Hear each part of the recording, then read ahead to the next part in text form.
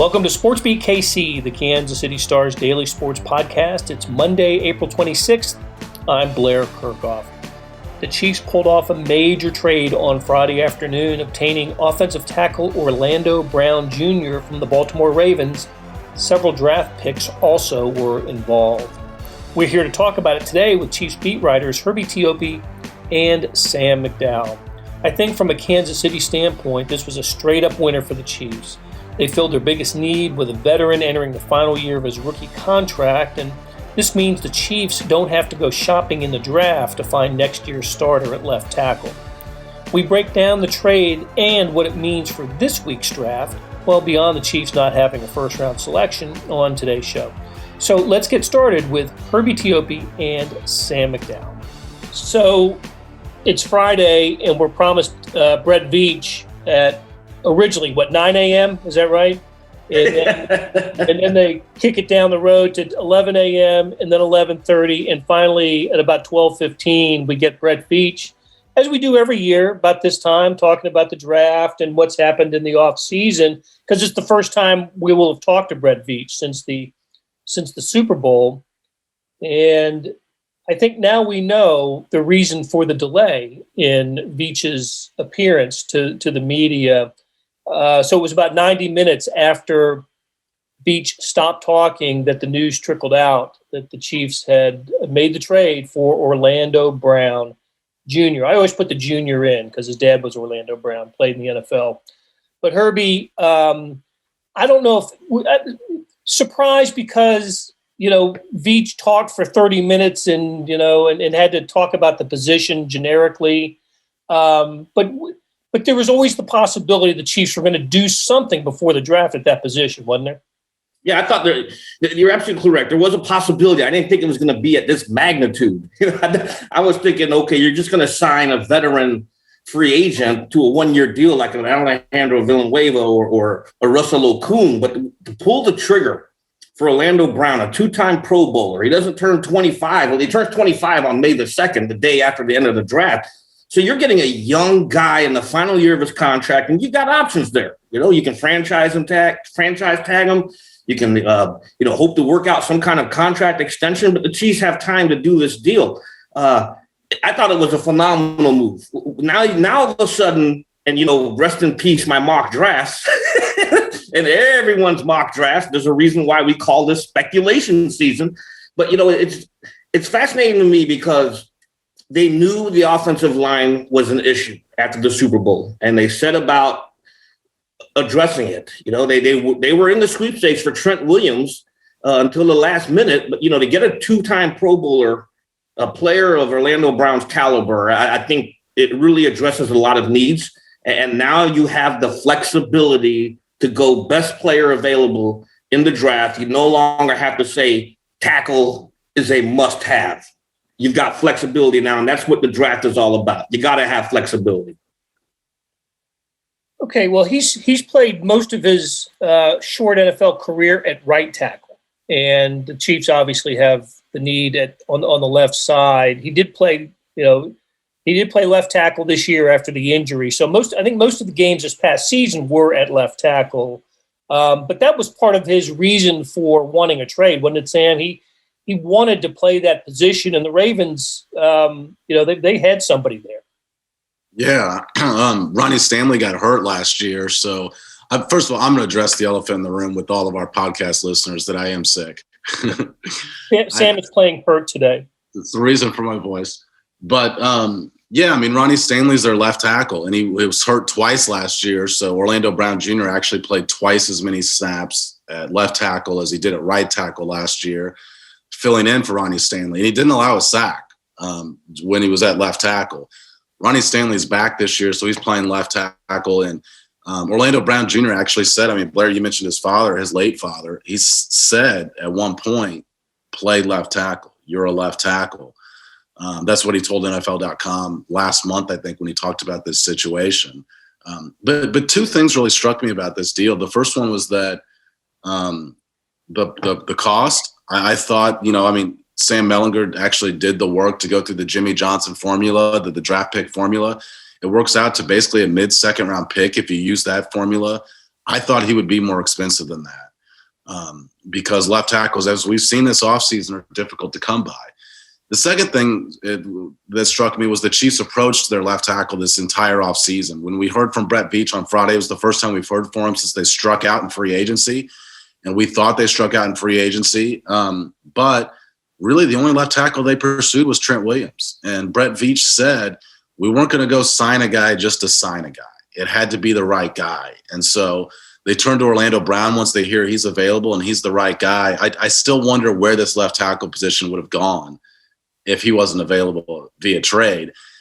And also, I would think that the Ravens would have recognized that. What are the Chiefs going to do at left tackle if they don't get this guy? And I thought maybe the Ravens should have had a little bit of the upper hand in those negotiations, which is why the cost surprises me.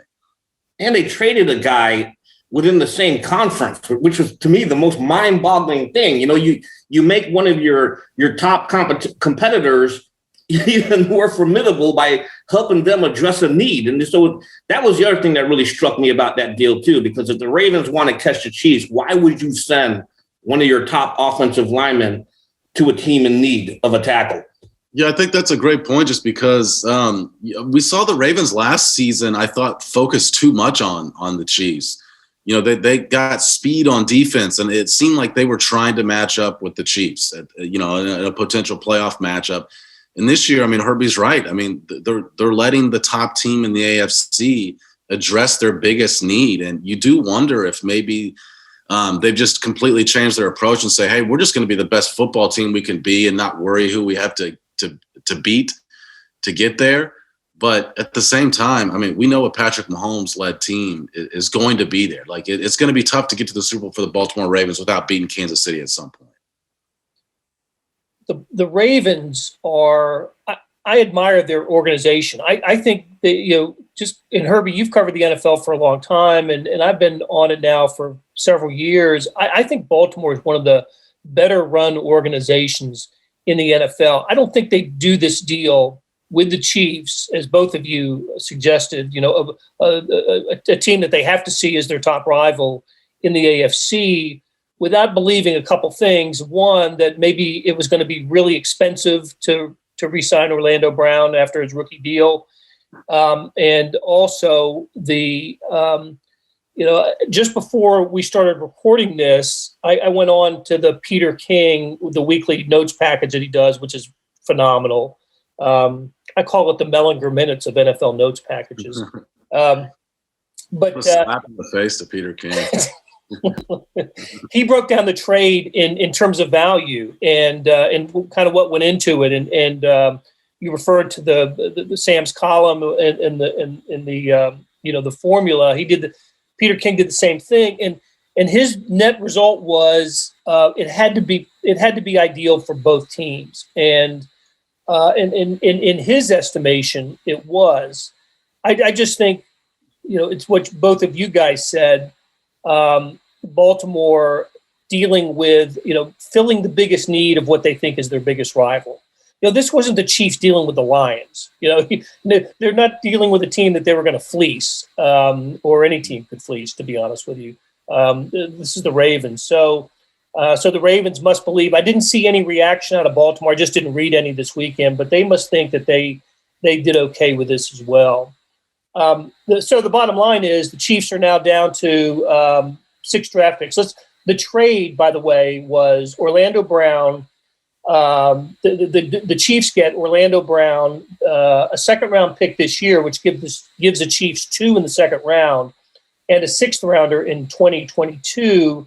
The Ravens get, obviously, the Chiefs' first-round pick, number 31 overall this year.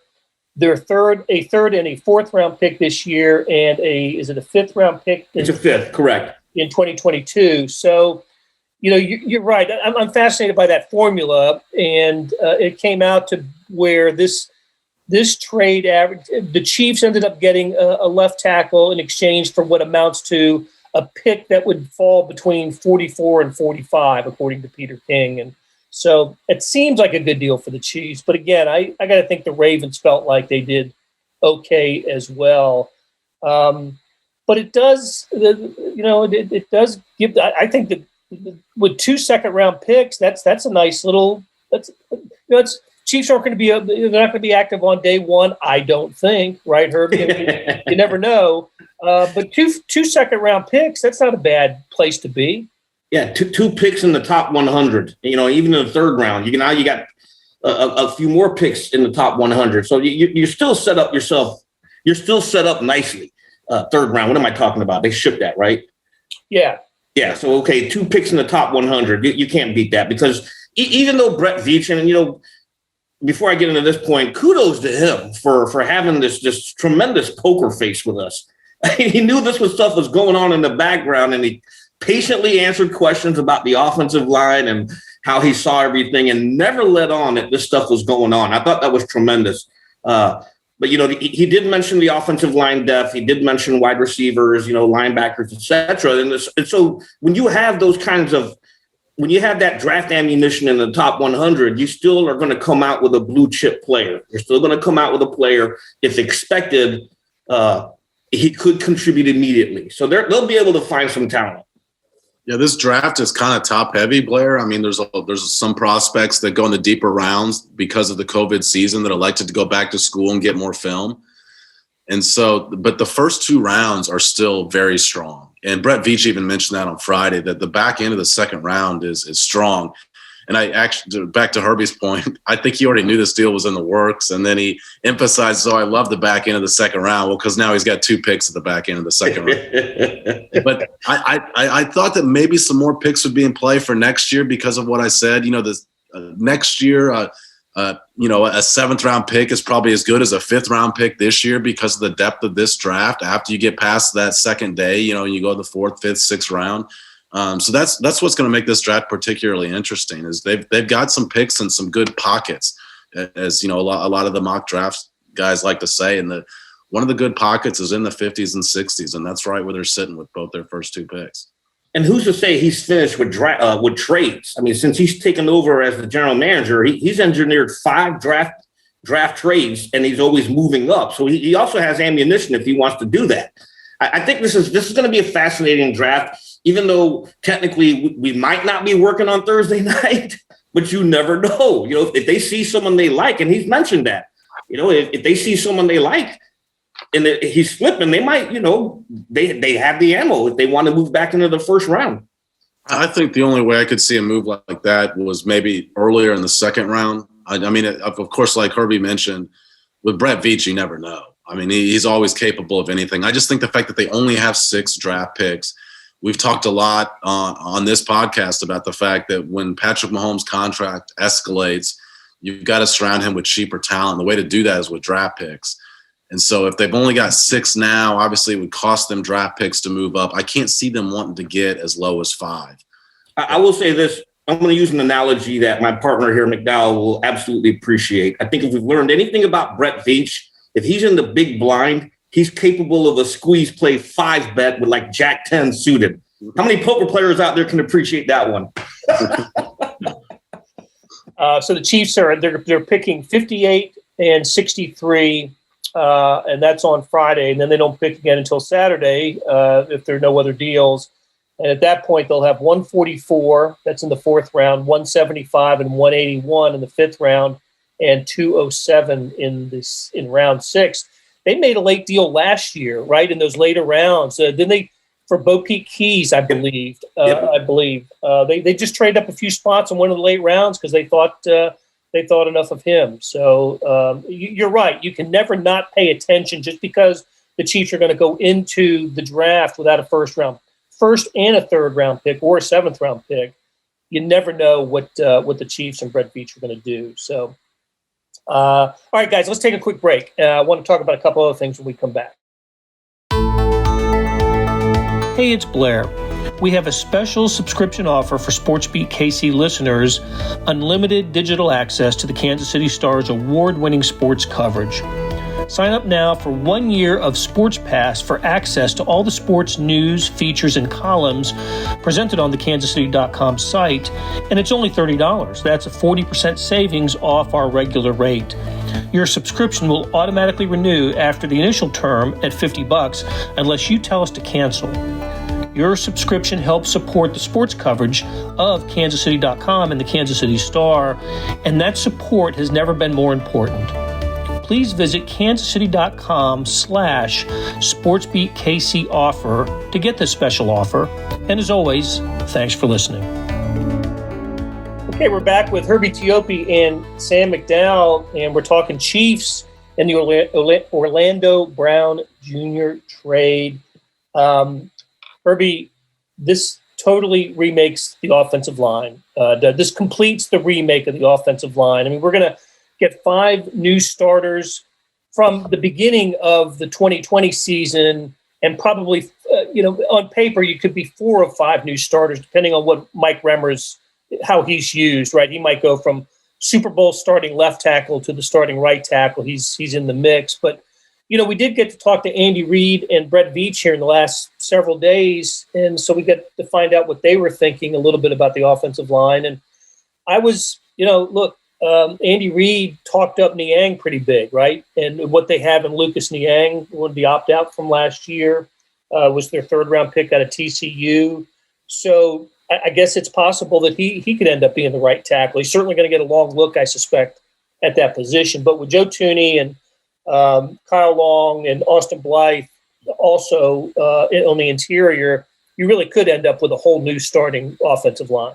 Yeah, and I think, the biggest thing for us going into the draft, and even as we prepare to enter the meat of the offseason program, the biggest question obviously was the offensive line. You got Orlando Brown now at left tackle. We're projected at left tackle. Thuney at left guard. Austin Blythe at center. Now the battles, you can focus in on the right side.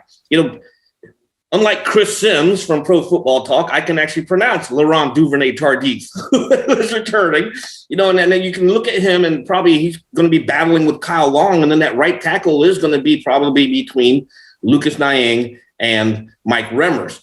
And, they also have a couple of other players that you can probably toss in the mix there, Martinez Rankin, Andrew Wiley. So it's going to be a fascinating look at that right side of the offensive line. But the left side, I think, is pretty much set.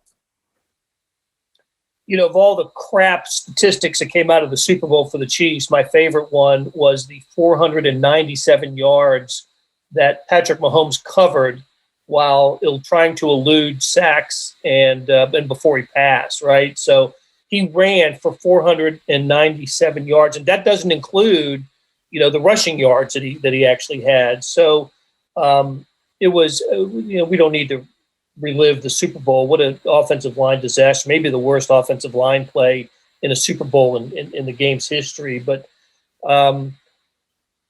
Sam, I mean, talk about when Brett Veach has a notion about improving a position or a unit, man, he goes about his business, does he not? And the reason I bring that up is I'm thinking about the way they approach defense after the 2018 season.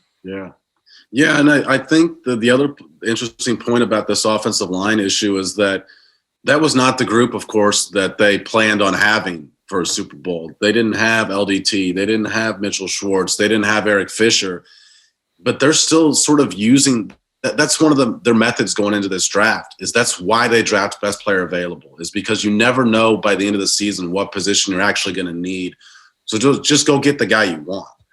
And I asked him that on Friday, and basically everything other than quarterback is on the table. I mean, we saw that last year with Clyde Edwards-Helaire, not a guy that we thought filled a position of need for the Chiefs. Of course, it ended up because Damian Williams opted out, but at the time it wasn't. And so I think what we saw from the offensive line is going to be in the back of the Chiefs' mind, not just to improve the offensive line, but as just a totality lesson that just go get the guys you want in the draft and worry about the positions later. I think that's a really good point. And that's why I would not be surprised if, when the draft comes along, I don't think it'll be in the second round, but I wouldn't be surprised if the Chiefs ended up taking an offensive lineman sometime in the draft. Not at all. It's a very deep class for offensive line. So, I mean, between that and wide receiver, those are the two positions that I actually would be surprised if they're not repped somewhere in those 6 picks. Yeah, linebacker too. Got to toss in the linebacker there. They need a linebacker. That's the most interesting position because it's really thin for the draft. But Herbie's right. I mean, that's the one position that they really talked about before this free agency began that they have not addressed at all. We haven't heard from the people we talked to that they've really been in that market this offseason. So you kind of look to the draft and then you see it's kind of a thin linebacker class. Defensive end and wide receiver, however, especially wide receiver, deep class for wide receivers, and then defensive end is probably a position of need for the Chiefs. Will there be availability for them in the second round, Herbie? Oh, yeah, absolutely. There'll be some guys in the second round. I like Basham from Wake Forest. I think he's a viable option, someone who could slide down. I started to sound like Mel Kiper. My goodness.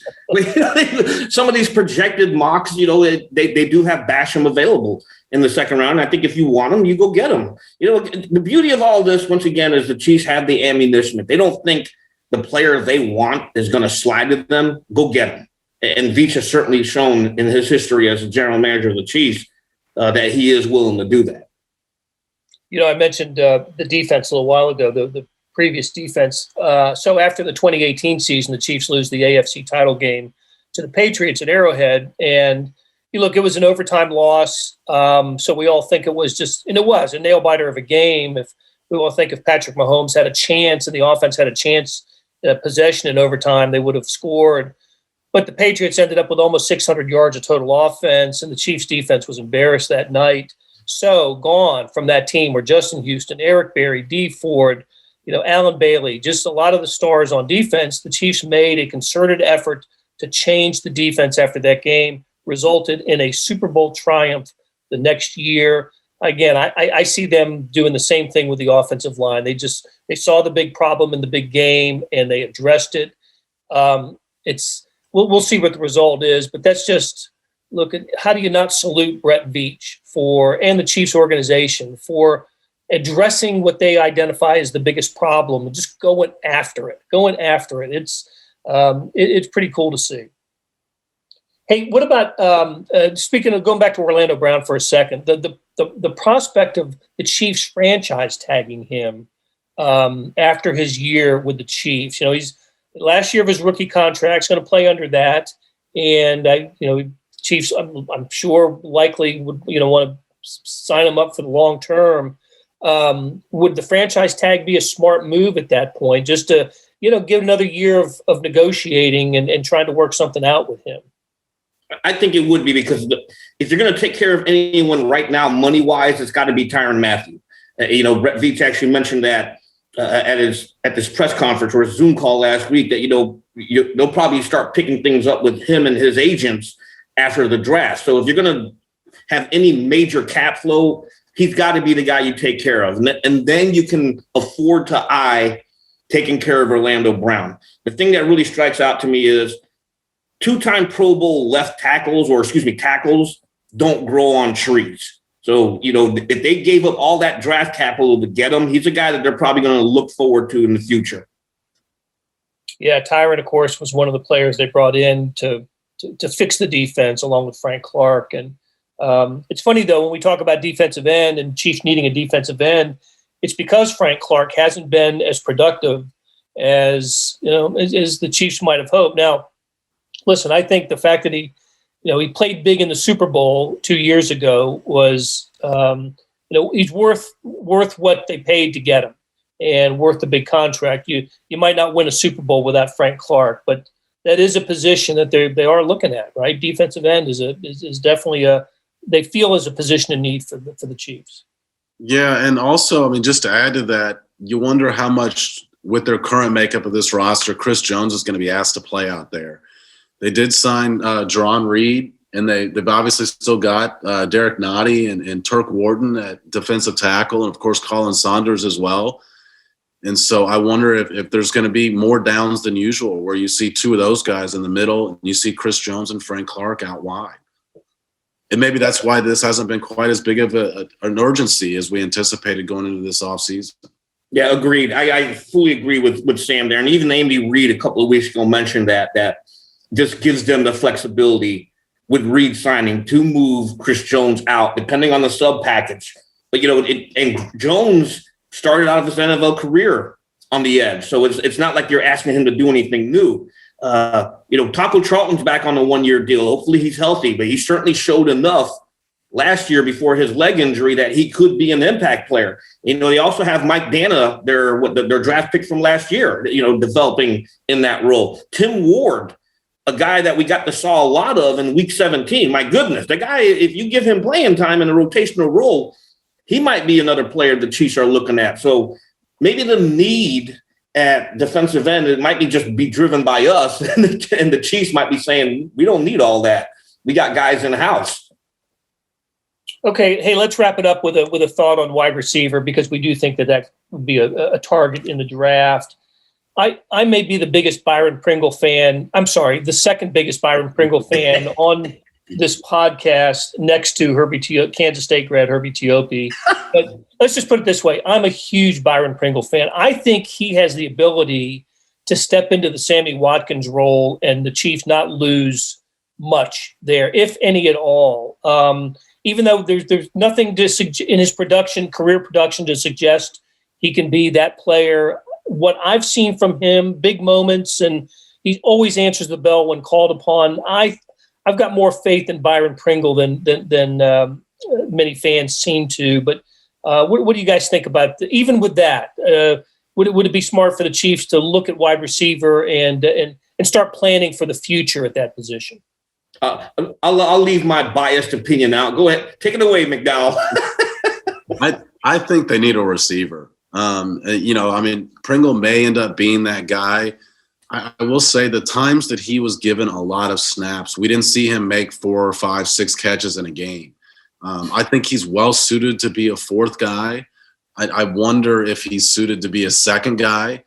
Obviously, we know the guys that they have, but if Tyreek Hill gets hurt, and we saw him get hurt 2 years ago for a month, I think that's a really thin crew. And so I still think that's a position they need to address. But like I said, I would be very surprised if they make it through this draft without getting a receiver. And receiver is one of those positions where you can get a guy in the second, third, and fourth round. Obviously, they don't have a third-round pick, but like we've talked about, they can move around.